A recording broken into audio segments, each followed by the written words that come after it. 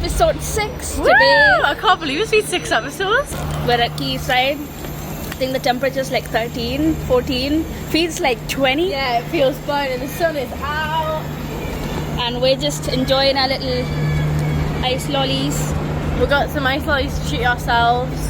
So, the plan for today is... Actually, I'm not introduced to them. So, I'm Amelia and this is Lekshmi. And if you've just joined us on this episode, we are basically walking around places in the northeast where you can see wildlife and showing you what's just in front of your noses if you actually are able to like point them out. So in today's episode we're going to start at the Baltic, hopefully see some kittiwakes. So we're at Quayside and we're mainly here to look at the Baltic because, drum roll, well, we're here for the kittiwakes.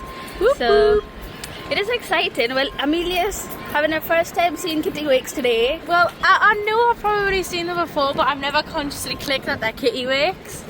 So I was excited to go to the Baltic and see the kittiwakes. So once we're finished looking at them, we're going to walk along the quayside and do the Lower Ouseburn, kind of up to where Ouseburn Farm is in the Cluny, I think. So that's our city centre walk today. It's a lovely day. Everything's walkable. Yeah, we've not had to get any transport here. It's been great. Yeah, we just walked from town, but it was like a 15-20 minute walk. Yeah. I think you can also get a bus, but not directly to Quayside. It parks like probably 2 roads up from here. Thank you so much to everyone who's been watching and supporting all our vlogs so far. It's been a tremendous amount of motivation for us to keep going. Yes, everyone's been so lovely. The feedback's been so nice, and we've been really enjoying doing it for you. So we've been seeing so many things that we wouldn't have seen if we weren't going on these walks. But just shows you that you can do it too. Where we don't know, loads of things. We're just trying to figure it out, as you can tell in the vlog. So come along with us for this one. So kittiwakes and common gulls especially look very similar to each other.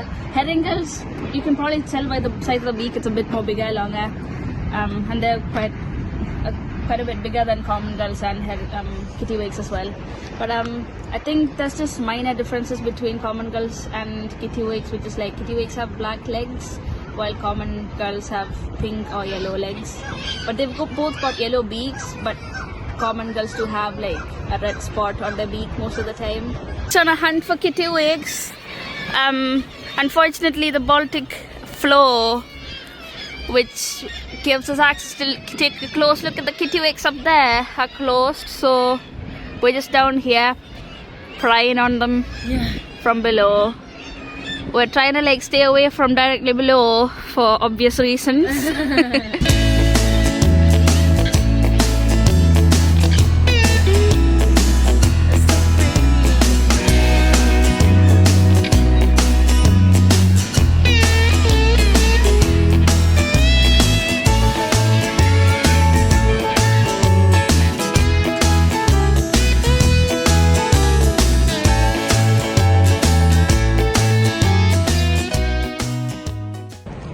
So we've seen the kittiwake, so we can check that off our list.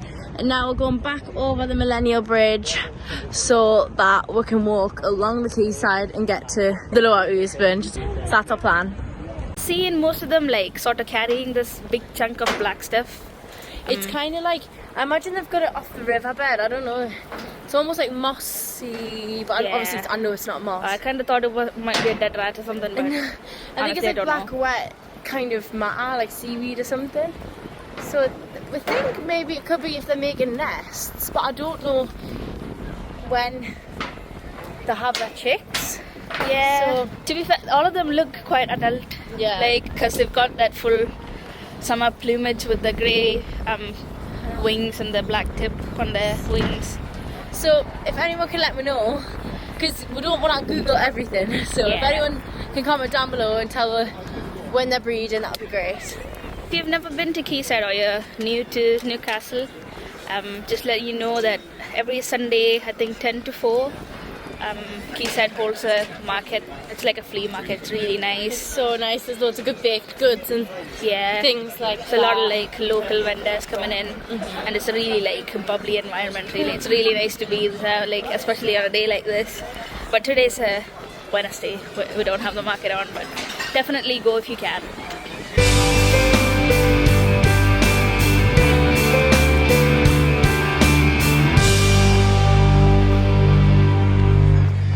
Such a lovely place to just come and hang out with your family or friends, really. Yeah. Like, I think they've made a lot of like improvements to the area as well by like adding a lot of colours and like a lot of space to, you know, just sit and relax. Yeah.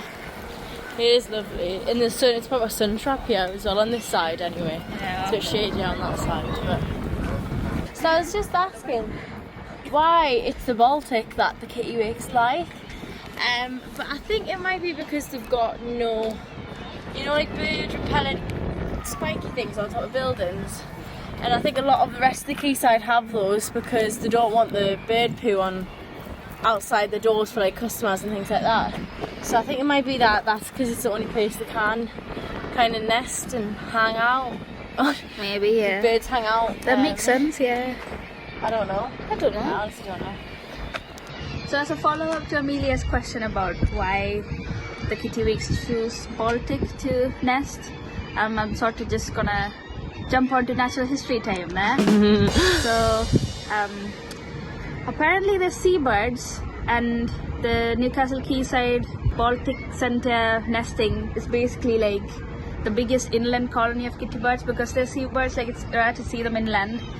So I guess it's the structure. They've sort of adapted to like man-made structures ever since like 1960s, and I think the ledges and all the platforms that they get, they usually like nest along coasts and cliffs, so they like to be on a ledge. So that's why they get. That's sort of what they're getting here. Yeah. So kittiwakes spend most of the year at sea, and I think you get to see them in the Baltic or anywhere inland like this in the summer, or like from late February until like August.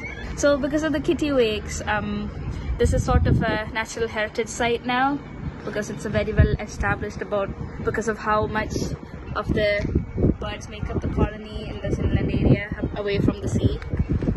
Oh!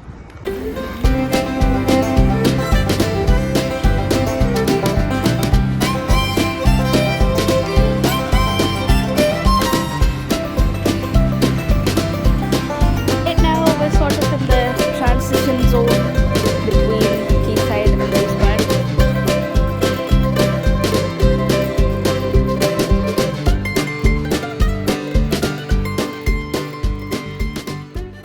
Found out what they are. Yeah, forget-me-nots. These blue ones. They're forget-me-nots. I don't really know what kind of forget-me-not. Maybe a wood forget-me-not. Yeah, it looks like a wood forget-me-not. How pretty! But then it's got more leaves than a usual buttercup, isn't it? Because buttercup only has 4 leaves. Does it look like a buttercup? Like no, a it's that one? kind of bright yellow. Yeah, so that's lesser celandine. That's a very pretty yellow flower. I know, it's gorgeous. I've never really They've got these really triangular looking lotus-like leaves. Okay. So we think these might be hyacinth. Was it hyacinth? Yeah, garden hyacinth maybe. Right. So they're very pretty. Garden hyacinth looks massive, so it's definitely not that. But maybe some kind of, I don't know. Yeah, they're just very pretty grape hyacinths. I wonder if it's a wildflower, because yeah, maybe, I don't know. This sort of terraced beds is made and maintained by Ouseburn Trust and their volunteers for people to enjoy and relax while wildlife thrives.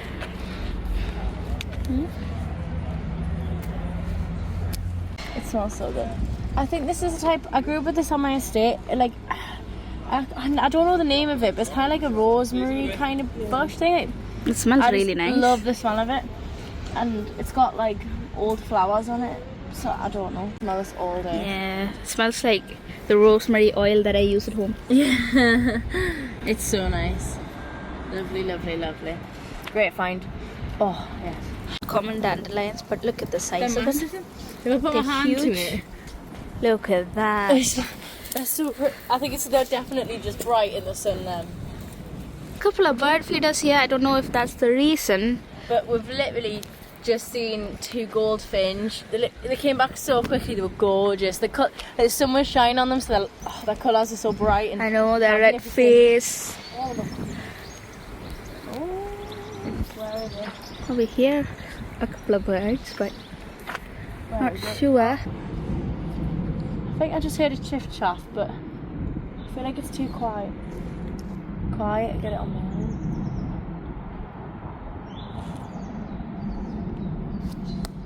Bingo! Blue tit and chiff chaffs. We'll see if we can get some videos of them. Hopefully we can spot them with our eyes. Them gorgeous, vibrant purple periwinkles.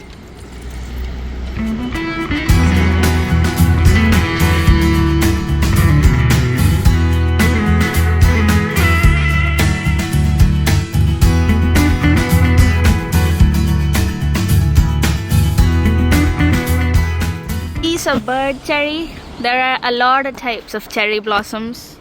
Look at the daisies.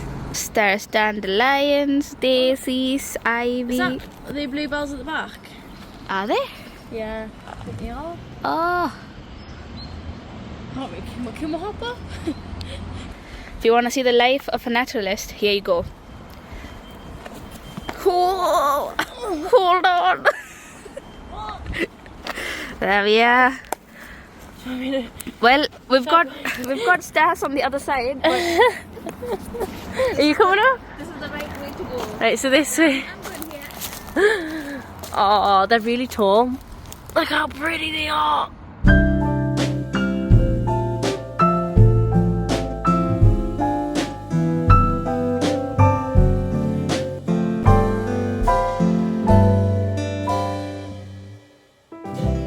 Oh yes, get in, look at this find.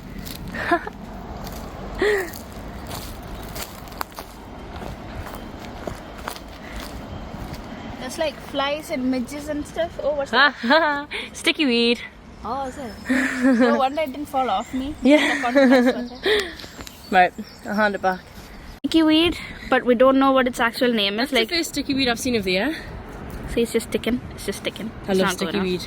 Go on. Love it. No. No. Yeah. So, yeah, if anybody knows what its actual name is, comment down below. What's that mallard doing there? There's a couple. Oh. Oh, look how shiny and green his head is. That is so pretty. Just enjoying its time. Enjoying its time in the sun. The water feels so clear underneath as well. You can see its little orange legs. Yeah. Something dangling. From It's the really nooks and pretty. cracks. There's quite a few patches of it. Yeah. And that is ivy leaf toad flax. You get this everywhere. It's a very common wildflower. And it's a nice purpley pink. It's purple. Purple. And it's got like 3 petals and then 2 at the top here. So it kind of looks to me like an eye and a mouth with a little yellow nose in the middle. Yeah. It looks like Mr. Crab. Yeah. It does. So I think the bottom petals probably like wider so that the bees can use it as a landing platform. A lot of That makes sense. a lot of flowers tend to like have a broad base or some sort of a they're just built like that so that the bees can land on them while they take up the pollen. Bunch of moss as well, which looks like water screw moss, but please correct me if it's not. It's really pretty.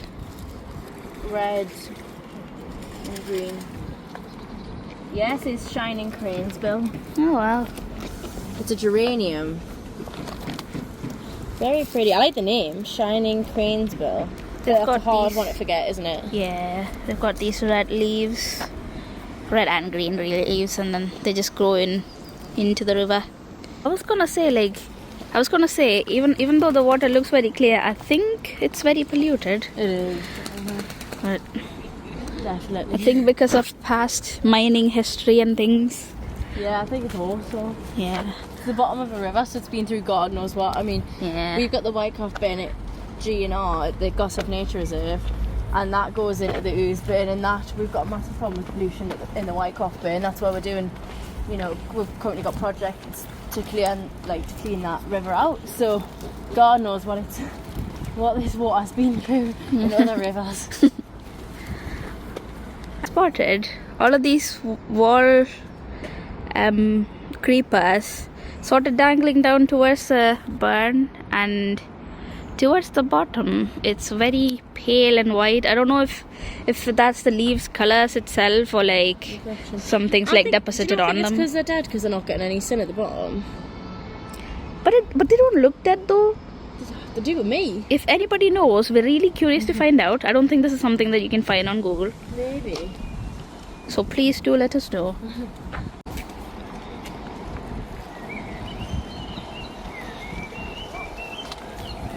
We hear some birds. That's not going when I need it. Onto where the Ouseburn farm is.